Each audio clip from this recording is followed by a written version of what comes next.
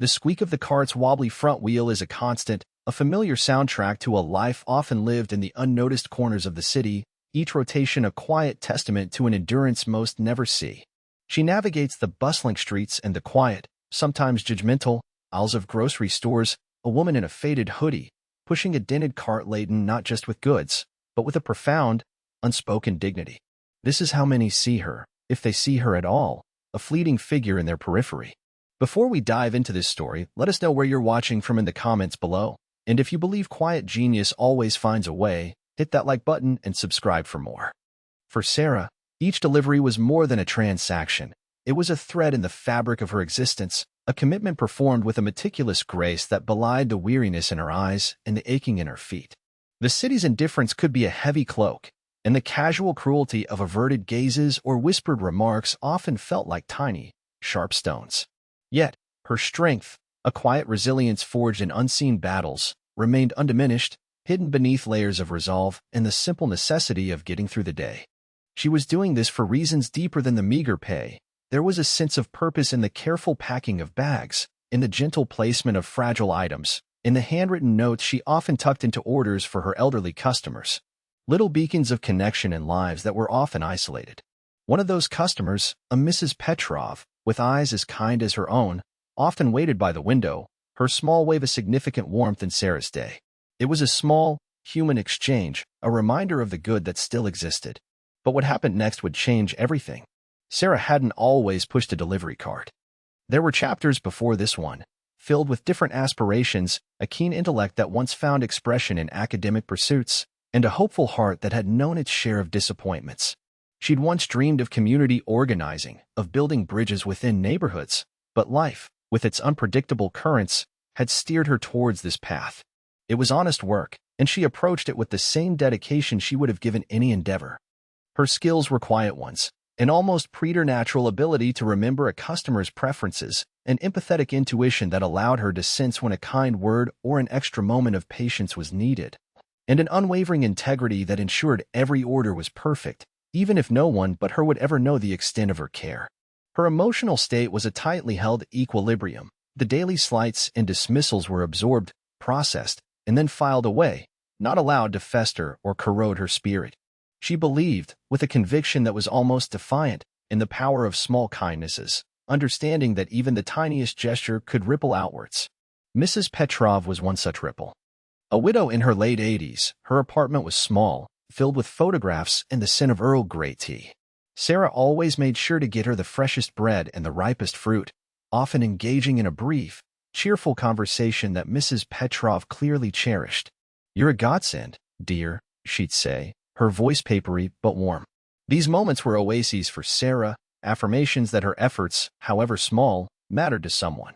The opposing force in Sarah's life wasn't a single villain, but rather the pervasive, casual disdain of a society that often judged by appearances. It manifested in the teenagers who would loiter near the entrance of the fancier grocery stores, their snickers and pointed comments following her like unwelcome shadows. One afternoon, a particularly loud jeer about her vintage cart had stung more than usual, the laughter echoing as she pushed onward, her jaw set. The city itself was a study in contrasts, the gleaming high-rises she sometimes delivered to, with their doormen and hushed lobbies, stood in stark opposition to the older, more frayed neighborhoods where life felt rawer, more exposed. Sarah moved between these worlds, an observer of both, acutely aware of the invisible lines that divided them. And yet, within her quiet diligence, her meticulous attention to detail, lay a potential, a spark of extraordinary character that most overlooked, but which, unbeknownst to her, was like a signal flare in the urban wilderness, noticed by eyes she could never have imagined. The afternoon was like many others, the sun casting long shadows as Sarah navigated a particularly busy street, her cart laden with the day's final deliveries. The usual chorus of city sounds, car horns, distant sirens, the murmur of conversations, was punctuated by the familiar, grating sound of mockery from a group of young men lounging on a stoop. They'd made her a regular target of their bored amusement. "Look, it's the Bag Lady Express," one of them called out, followed by a burst of laughter.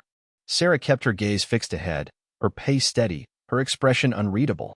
She'd learned long ago that engaging was a futile exercise. She focused on Mrs. Petrov's order, on getting the milk and eggs there before the chill wore off. It was then, as the laughter still hung in the air, that a sleek, black SUV, the kind that whispered of power and money, glided to a silent halt beside her. The tinted windows made it impossible to see inside, and for a moment, Sarah's heart lurched. Was it trouble? Had she unknowingly violated some obscure city ordinance? The rear door opened, and a man in an impeccably tailored dark suit and an earpiece stepped out, his movements economical and precise. He was followed by another, equally imposing. They didn't look at the loiterers, who had suddenly fallen silent. Their attention was solely on her. "Sarah Jenkins?" the first man asked, his voice polite but firm, carrying an undeniable weight of authority. Sarah's breath caught. Her name. How did they know her name? Fear, cold and sharp, pricked at her. She nodded, her mind racing, trying to connect this surreal moment to any logical explanation. The men didn't offer one. "Mr. Thorne would like to see you. Please, come with us." It wasn't a request. Her initial reaction was a cocktail of disbelief and apprehension. Who was Mr. Thorne? Why would someone who commanded such resources want to see her? Her mind flashed to her small apartment, the overdue bills, the constant struggle. This couldn't be good. Yet, there was a strange lack of menace in their demeanor, a professional courtesy that was unsettling in its own way. She looked at her cart, then back at the men. What choice did she have? Arguing or refusing seemed like an impossibility against their silent, unyielding presence. With a deep, steadying breath, a habit honed by years of facing down smaller, daily adversities, she gave another small nod. One of the men gestured towards the open door of the SUV, his expression neutral. The air inside the vehicle was cool and smelled faintly of leather and something else, something clean and expensive. The ride was silent, unnervingly so. Sarah sat rigidly on the plush leather seat, her hands clasped tightly in her lap. She watched the city blur past, familiar streets taking on an alien quality from this new, elevated perspective. The men in the front remained quiet, their occasional, low-murmured communications into their earpieces indecipherable.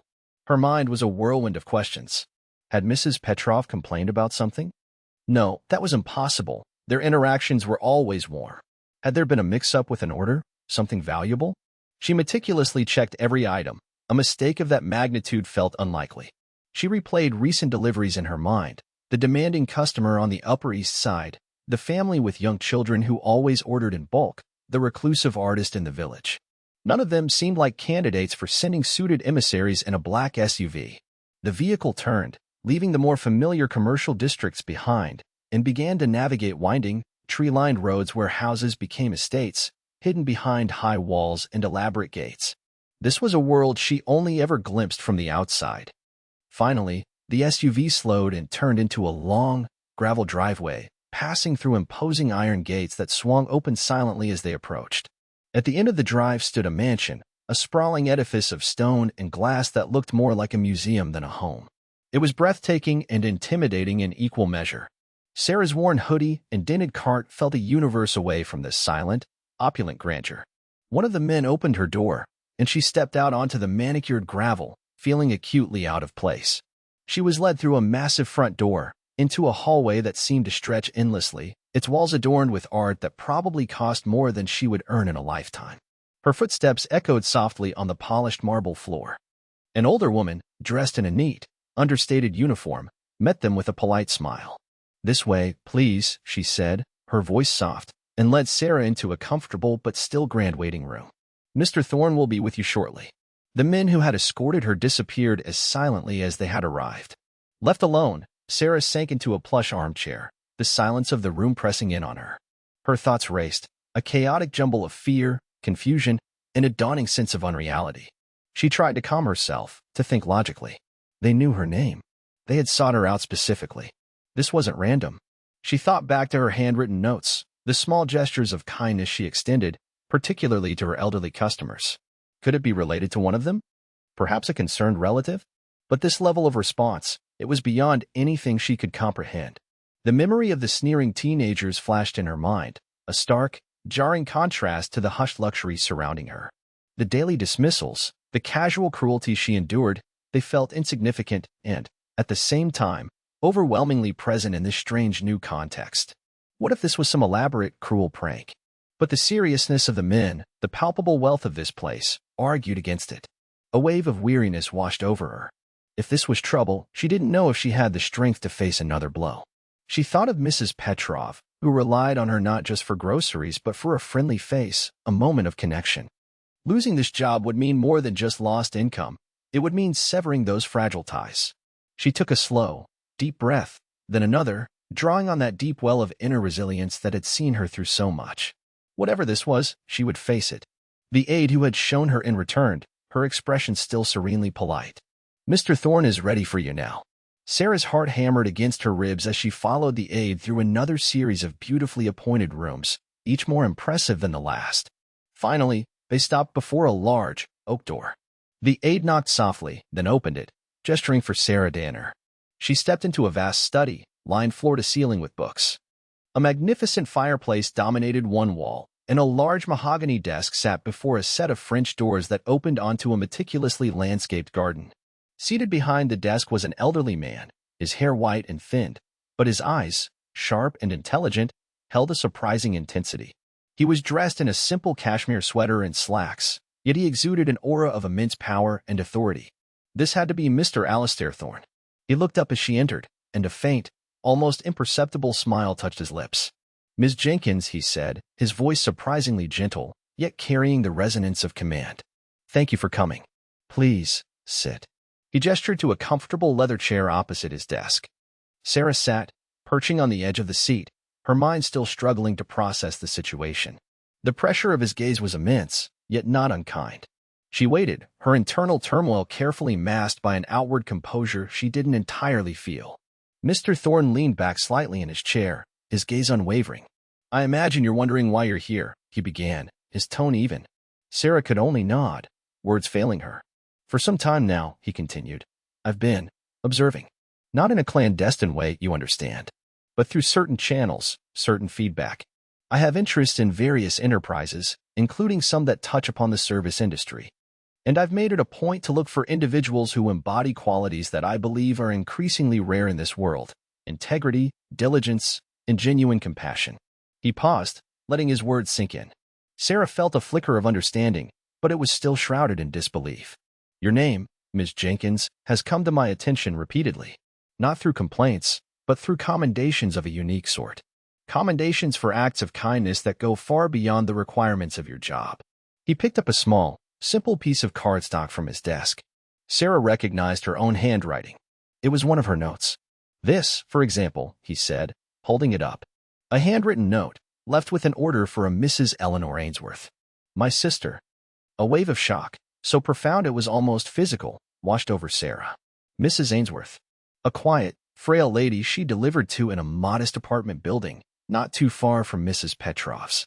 She'd always seemed particularly lonely. Sarah had often taken a few extra minutes to chat with her, to make sure she was all right, leaving little notes wishing her well if she didn't answer the door right away. "Eleanor passed away a few months ago," Mr. Thorne said, his voice softening with a hint of sorrow. "She was a very private person, didn't have much family left besides me, and I live a rather reclusive life myself. But in her last few weeks, she spoke often of a kind delivery angel who brought her groceries and, more importantly, a moment of sunshine." He looked directly at Sarah, his gaze piercing. "She saved your notes, Miss Jenkins. She showed them to me. She told me about the young woman who always took the time, who always remembered her favorite tea, who treated her not as a customer, but as a person." Sarah felt tears welling in her eyes, not tears of sadness, but of a bewildering, overwhelming sense of validation. The small, unseen acts of kindness, the ones performed without expectation of reward or recognition, had been seen. They had mattered in a way she could never have fathomed. I just tried to be helpful," she managed, her voice barely a whisper. "Mrs. Ainsworth, she was a sweet lady. It didn't seem right for her to be so alone." Mr. Thorne nodded slowly. "Integrity, Miss Jenkins," he said, "is what you do when no one is watching. And compassion is not an abstract concept. It's in the details. The way you packed her groceries, ensuring the bread was never crushed. The extra moment you took to ask how she was feeling. The small, handwritten reassurances." He paused. "These qualities are the bedrock of any decent society. And frankly, I find them in desperately short supply." His words weren't an accusation, but a statement of fact, delivered with a quiet weight. The sneers of the street, the casual indifference she faced daily, It all seemed to fade into insignificance against this powerful, unexpected affirmation. The triumph wasn't about money or status, it was profoundly moral. Her quiet endurance, her choice to offer kindness in the face of indifference, had been her sacrifice, and this was its unforeseen, extraordinary reward. Mr. Thorne leaned forward slightly. People like you, Ms. Jenkins, are rare. And I believe such characters should not only be recognized but also empowered. He paused, a thoughtful expression on his face. I've been considering establishing a foundation, a fund dedicated to supporting and promoting small, grassroots acts of community kindness, to recognize those unsung heroes who make a genuine difference in people's lives. Your story, your example, has been the catalyst I needed to move forward with it. Sarah listened, stunned into silence. This was beyond anything she could have imagined. I would like to offer you two things, Mr. Thorne continued. Firstly, a personal gift, a token of my gratitude and Eleanor's, enough to provide you with security, to allow you the freedom to choose your next path without the daily pressures you've endured. He named a sum that made Sarah's head spin, a figure that was truly life-altering. And secondly, he added, I would like to offer you a role in shaping this new foundation, perhaps as a consultant, or even on the board, if you were interested. Your insights, your first-hand understanding of what genuine community care looks like, would be invaluable. A profound silence filled the room as Sarah absorbed his words. The weight of years of struggle, of being overlooked and undervalued, seemed to lift from her shoulders. It wasn't just the prospect of financial security, though that alone was overwhelming. It was the recognition, the validation of her quiet efforts, the affirmation of her very being. Tears streamed down her face now, unchecked, but they were tears of relief, of a deep, resonant joy.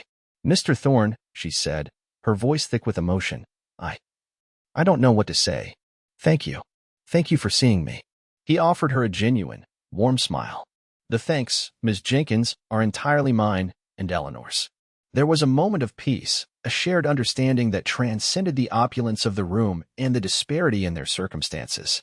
It was a connection forged by a simple act of kindness, now rippling outwards in ways neither could have predicted. The next day, Sarah found herself walking along her usual delivery route, though not with her dented cart. She had already made arrangements for Mrs. Petrov to receive ongoing, premium grocery deliveries and a personal care assistant, funded by a portion of Mr. Thorne's incredible gift. She herself was on her way to visit Mrs. Petrov, not as a delivery person, but as a friend. The air felt different, lighter. The city sounds were the same, but her perception of them had shifted. The future, once a hazy landscape of uncertainty, now held the promise of earned security and newfound purpose. She had accepted Mr. Thorne's generous gift with heartfelt gratitude and had told him she would seriously consider his offer regarding the foundation. The thought of helping to amplify kindness on a larger scale resonated deeply with her. As she walked, she noticed the same group of teenagers on the stoop. One of them started to make a comment, then trailed off, perhaps noticing something different in her demeanor, a quiet confidence that hadn't been there before. Or perhaps it was simply that she no longer registered their presence as a threat. She met his gaze briefly, not with defiance, but with a calm, unwavering serenity, and then continued on her way. Her worth was no longer defined by their fleeting, careless judgments. It had been affirmed in a way that resonated deep within her soul. She reached Mrs. Petrov's building, a small bouquet of flowers in her hand, a genuine smile on her face. She was no longer a ghost in the machine, but a recognized force of quiet, persistent goodness, her path illuminated by the unexpected gratitude of a life she had touched. This story illustrates how quiet dedication and kindness can have a profound, unseen impact, eventually leading to unexpected recognition and a significant positive change in the protagonist's life. The emotional core is her steadfastness in the face of adversity and the ultimate validation of her character. Thanks for watching till the end. If you enjoyed the story, give this video a like if you haven't already, and subscribe for more.